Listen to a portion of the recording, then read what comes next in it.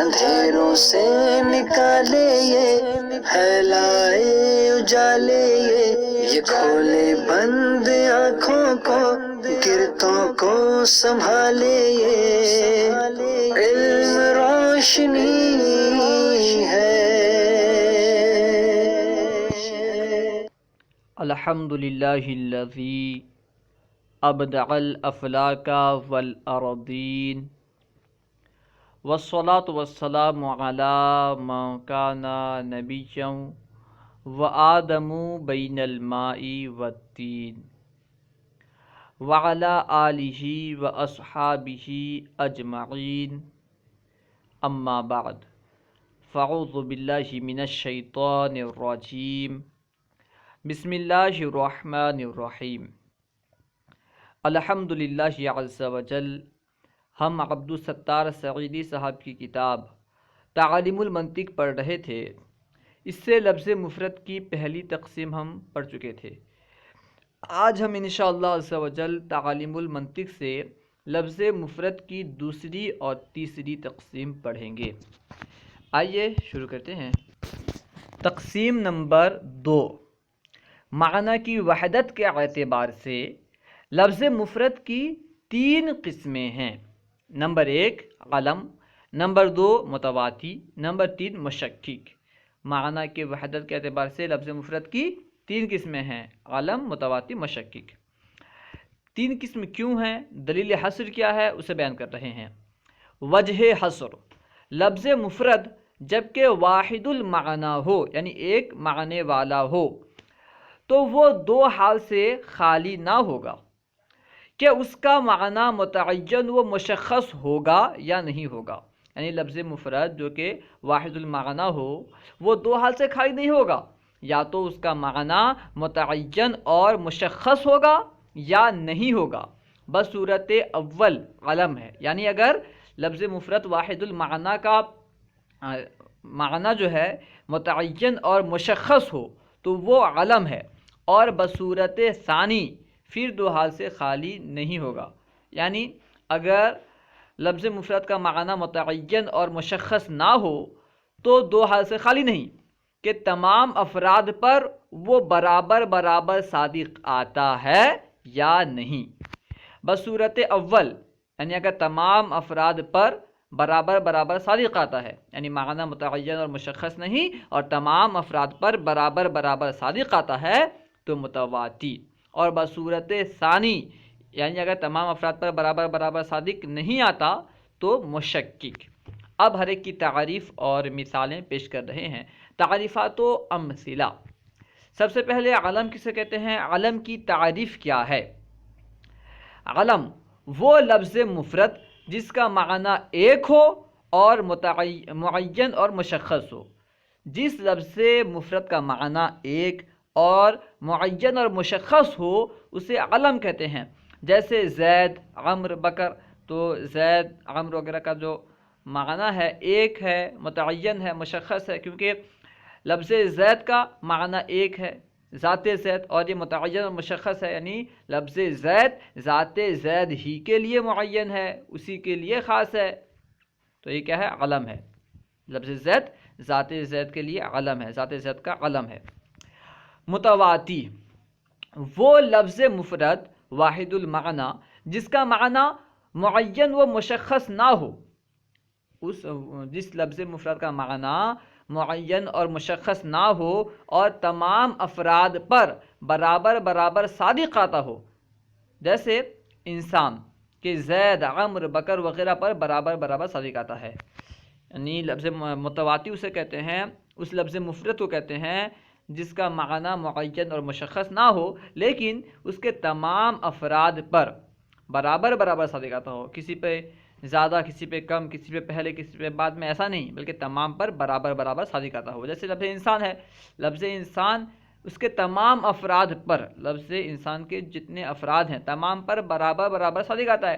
ایسا نہیں ہے کہ ہند کے رہنے والوں پر زیادہ صادق آتا ہے، پاکستان کے رہنے والوں پر کم صادق آتا ہے، یا ایسا نہیں ہے کہ جو پڑھنے والے ہیں ان پر زیادہ انسان صادق، لفظ انسان زیادہ صادق آتا ہے، جو پڑھے لکھے نہیں ہیں ان پہ لفظ انسان زیادہ صادق نہیں آتا، ایسا نہیں ہے، بلکہ لفظ انسان تمام پر برابر برابر صادق آتا ہے۔ تو یہ کیا ہے؟ لفظ انسان یہ متواتی ہے۔ مشکک، مشکک وہ لفظ مفرد واحد المعنی، یعنی وہ لفظ مفرد ایک معنی والا جس کا معنی معین و مشخص نہ ہو اور تمام افراد پر برابر برابر صادق نہ آتا ہو، یعنی اس کا معنی معین اور مشخص بھی نہ ہو، نیز اس کے افراد پر، تمام افراد پر برابر برابر صادق نہ آتا ہو، بلکہ اس کا صدق بعض افراد پر اولا، بعض پر غیر اولا، بعض پر مقدم، بعض پر مؤخر، بعض پر اشد، بعض پر اضعف، بعض پر ازید اور بعض پر انقص ہو، جیسے سواد، بیاض اور لفظ وجود۔ دیکھیں، سواد یعنی کالا ہونا، سواد کا صدق کسی پر زیادہ آتا ہے، کسی پر کم آتا ہے۔ مثال کے طور پر سواد کا صدق، سواد جو ہے یعنی کالا ہونا، یہ کوئلے پر زیادہ آتا ہے، سواد کا صدق کوئلے پر اشد ہے، اور سواد کا صدق کپڑے پر، ٹھیک ہے نا، اضعف ہے۔ اس طرح بیاض کا صدق برف پر زیادہ ہے، بیاض کا صدق دوسری چیز پر، کسی جس پہ سفیدی کم ہو اس پر کم ہے، ٹھیک ہے نا۔ اس طرح وجود ہے، وجود کا صدق باپ پر پہلے ہوتا ہے، وجود کا صدق یعنی وجود جو ہے یہ باپ پر پہلے صادق آتا ہے اور بیٹے پر بعد میں صادق آتا ہے۔ تو یہ الفاظ ایسے ہیں جن کا معنی معین اور مشخص نہیں، نیز یہ اس کے تمام افراد پر، جن کا جیسے وجود ہے، وجود کے جتنے افراد ہیں تمام پر یہ برابر برابر صادق نہیں آتا، بلکہ ایک پر صادق آتا ہے کہ اس کا وجود پہلے ہے، اس کا بعد میں ہے، ٹھیک ہے نا۔ تو اس میں تمام پر برابر برابر صادق نہیں آتا، بلکہ کس میں مقدم کسی پر پہلے صادق آتا ہے، کسی پر بعد میں صادق آتا ہے، کسی پر زیادہ صادق آتا ہے، کسی پر کم صادق آتا ہے، ٹھیک ہے۔ اب یہاں سے لفظ مفرد کی تیسری تقسیم بیان کر رہے ہیں۔ تقسیم نمبر 3، معنی کی کثرت کے اعتبار سے لفظ مفرد کی 4 قسمیں ہیں۔ معنی کی کثرت کے اعتبار سے، زیادتی کے اعتبار سے لفظ مفرد کی 4 قسمیں ہیں۔ نمبر 1 مشترک، نمبر 2 منقول، نمبر 3 حقیقت، نمبر 4 مجاز۔ ان کی وجہ حصر کیا ہے، دلیل حصر کیا ہے، اسے بیان کر رہے ہیں۔ لفظ مفرد جب کثیر المعنی ہو، یعنی زیادہ معنی والا ہو، ایک لفظ ہو اس کے بہت سارے معنی ہوں، تو وہ 2 حال سے خالی نہ ہوگا کہ تمام معنوں کے لیے اس کی ابتداءً وضع ہے یا نہیں۔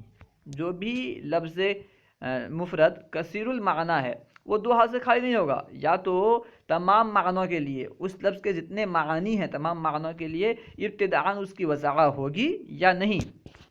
اگر ہے، یعنی اگر ابتداءً ہر معنی کے لیے وضع ہے تو مشترک، ٹھیک ہے۔ اگر لفظ مفرد، ایسا لفظ مفرد جس کے بہت سارے معنی ہوں اور ہر معنی کے لیے ابتداءً وضع ہو تو وہ مشترک ہے، اور اگر تمام معنوں کے لیے ابتداءً وضع نہیں بلکہ وضع تو ایک معنی کے لیے ہوئی لیکن اس کا استعمال کسی دوسرے معنی میں ہونے لگا، یعنی اگر اس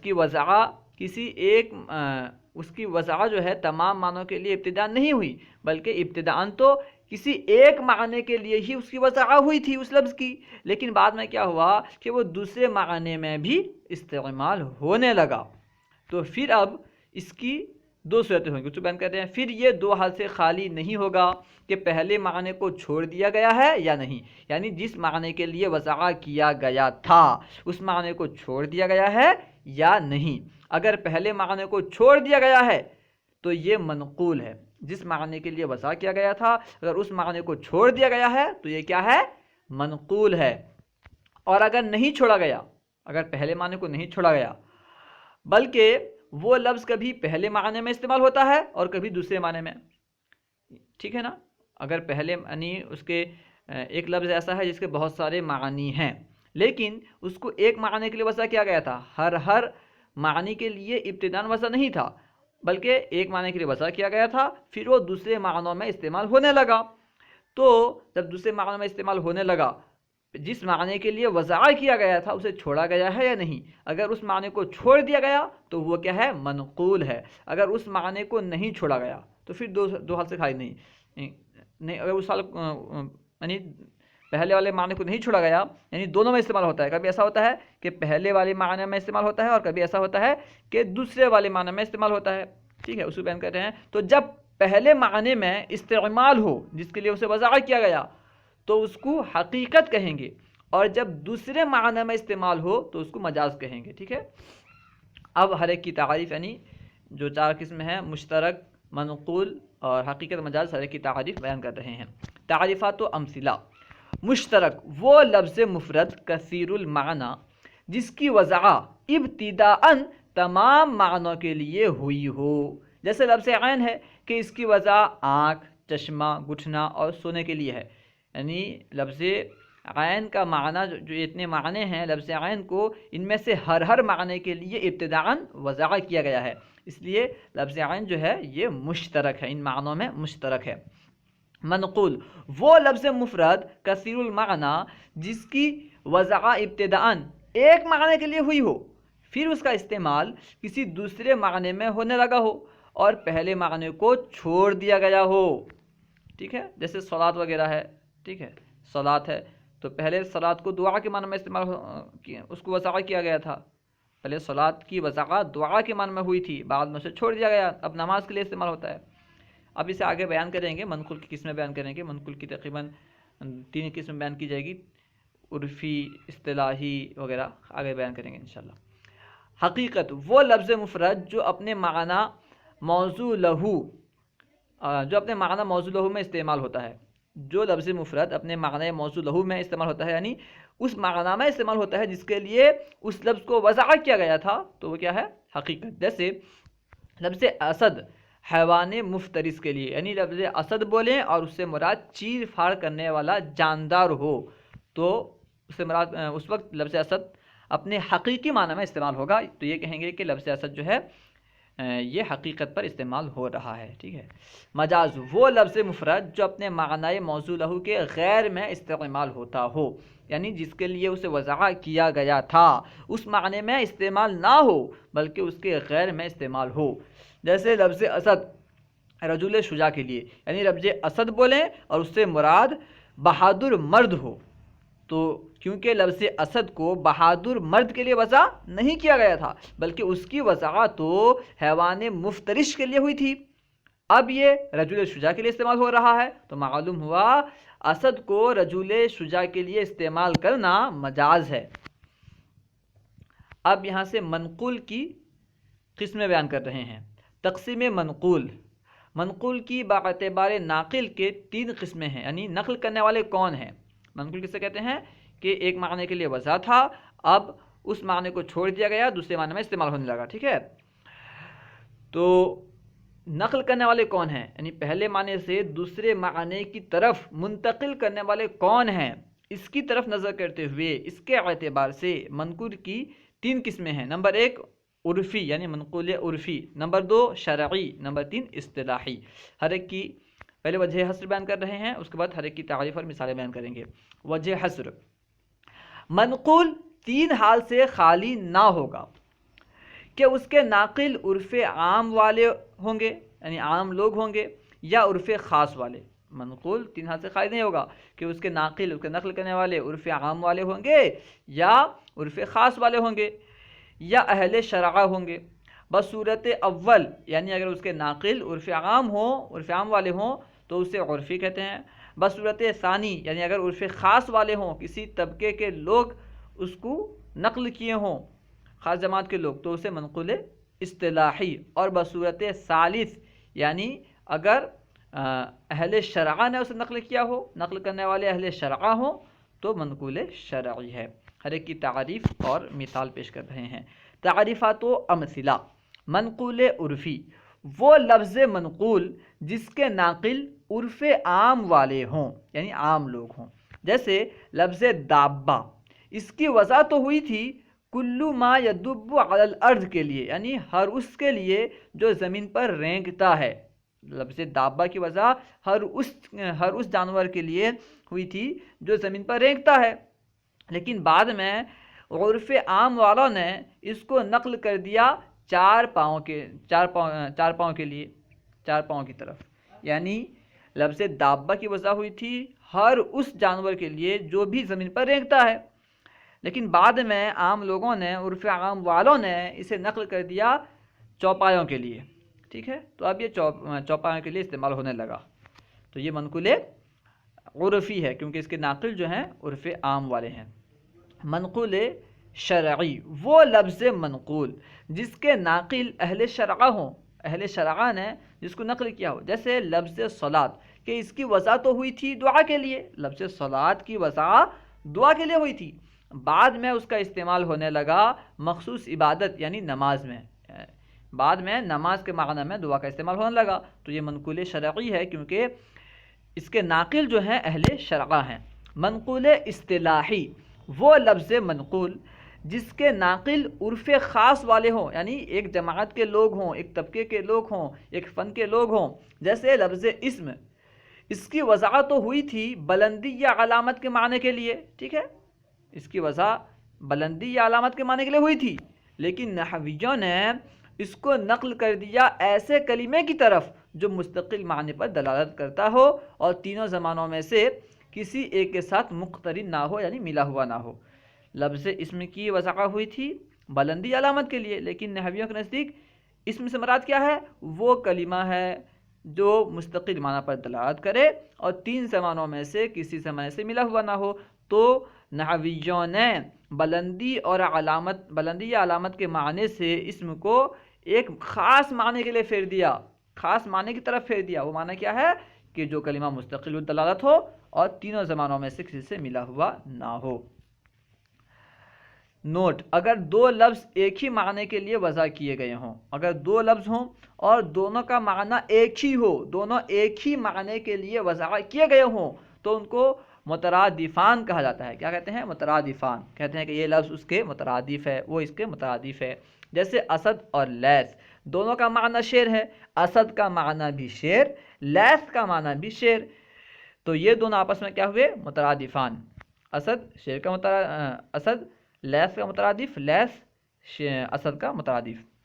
اور اگر دو لفظ دو الگ الگ معنوں کے لیے وضع کیے گئے ہوں تو ان کو متباینان کہا جاتا ہے، ٹھیک ہے نا، اگر دو لفظ ہوں اور دونوں کا معنی الگ الگ ہو تو انہیں کیا کہا جاتا ہے؟ متباینان۔